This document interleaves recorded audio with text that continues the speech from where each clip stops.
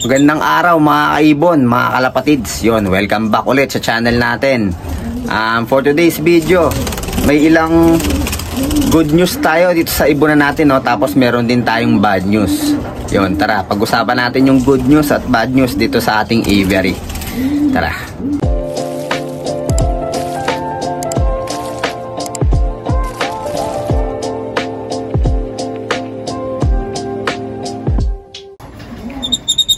So guys, ang good news natin, etong Lutino Opa project natin na isa, yon, nangitlog na ulit siya nung 24. Kailan ba yung 24? Nung Thursday, no? Nangitlog na yung ano natin, Lutino Opa project natin dito. Yun, napakagandang balita. Halos nagsisiitlogan na yung mga ano natin, mga alaga nating ibon. Ito rin, may itlog na ng 23. Ito namang RF Opaline project natin nung 16. Ito namang isa pang Lutino Opa project natin nung 14 naman ng itlog. Yun, napakagandang balita nung ano natin, mga ibon natin dito, no? Tapos yun, punta tayo dito sa bad news natin. So guys, eto lahat nung ano natin, no, mga na-harvest natin na inakay. Yan, nilagay ko na sila sa isang malaking flight cage. Etong 2x3x4 natin na flight cage. Yan, sama-sama na sila. Bali ilang pieces to? Nasa 16 pieces ba to? O 14? Bilangin natin guys, no.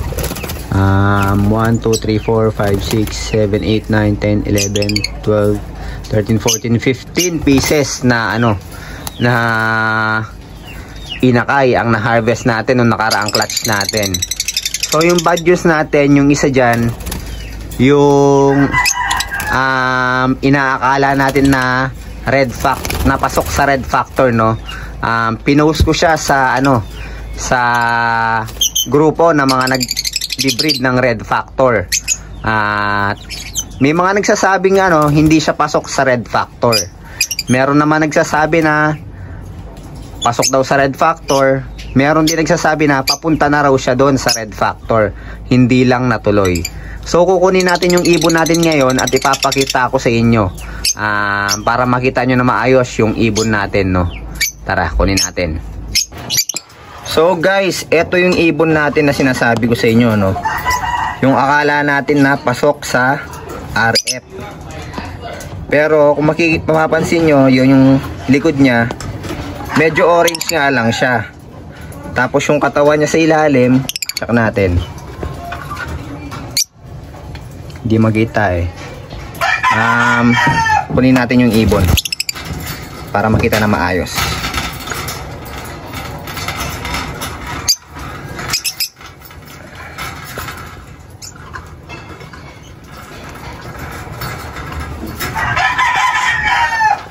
Yun.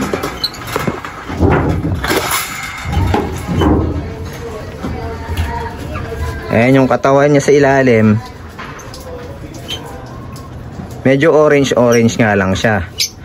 So parang papunta pa nga lang siya sa pagka red factor, no. Hindi pa siya totally pasok sa red factor. So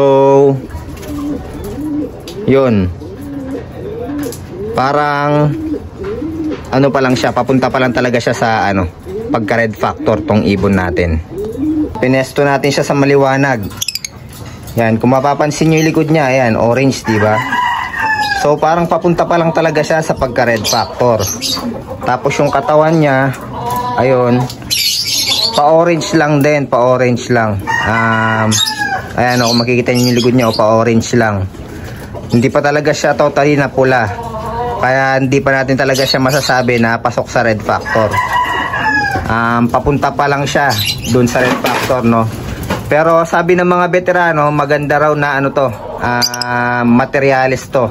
Dahil kapag binread daw natin to, sigurado maglalabas siya ng quality na red factor opaline, no. Yun. Tapos isa pa sa good news natin mga kaibon, itong pinagpapares natin na blue opaline dilute na kak, tsaka yung par blue opaline natin possible split dilute. Yan, madalas na sila nagtatabi. Siguro malapit na magban talaga to. Konting panahon na lang, bubuksan na natin yung nest box nito at isasalang na natin sila. Yun, another good news to mga kaibon. At abangan nyo rin yung mga magiging inakay nito, mamimigay din tayo dito. Yun. So yun mga kaibon, yun lang yung mga good news at bad news dito sa ibonan natin, no. Pero yung bad news natin, di naman siya totally talaga bad news. Maganda pa rin naman talaga yung ibon natin, no. At papunta na talaga siya dun sa pagka red factor. Sana mai-breed natin siya pag nag-matured siya.